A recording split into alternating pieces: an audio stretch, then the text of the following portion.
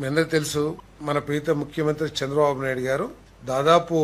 30 ఏళ్ల క్రితమే ఏ విధంగా అయితే ఐటీ రంగాన్ని, సాఫ్ట్వేర్ రంగాన్ని ఉమ్మడి ఆంధ్రప్రదేశ్ లో తీసుకురావడానికి కృషి చేశారో, మరి మీరందరూ కూడా తెలిసిన విషయమే. ముఖ్యమంత్రి గారు సాక్షాత్తు అమెరికాలో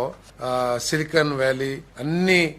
సాఫ్ట్వేర్ కంపెనీలకు వెళ్లి మన రాష్ట్రంలోకి సాఫ్ట్వేర్ రంగాన్ని తీసుకురావడానికి ఏ విధంగా ప్రయత్నం చేశారో, ఇప్పుడు మళ్లీ అటువంటి ప్రయత్నాన్ని క్వాంటమ్ వ్యాలీ స్థాపించడం ద్వారా, క్వాంటమ్ కంప్యూటింగ్ ని ఇక్కడ డెవలప్ చేయడం ద్వారా ఈ రాష్ట్రాన్ని మళ్లీ క్వాంటమ్ రంగంలో నెంబర్ 1 గా తీసుకురావాలని చెప్పేసి ముఖ్యమంత్రి గారు ప్రయత్నం చేస్తా ఉన్నారు. ఈ క్వాంటమ్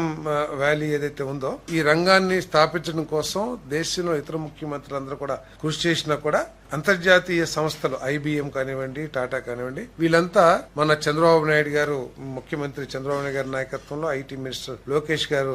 నాయకత్వంలో పనిచేయడానికి ఉత్సాహం చూపించడం మూలంగా ప్రధానమంత్రి గారు ఇక్కడనే క్వాంటమ్ వ్యాలీని ప్రోత్సహించమని చెప్పేసి మరి కేంద్ర ప్రభుత్వ ఉన్నతాధికారులకు సూచన చేయటం, తద్వారా ఇక్కడ కార్యక్రమం చేయడం జరుగుతుందని చెప్పేసి నేను మనవి చేస్తాను. భారతదేశం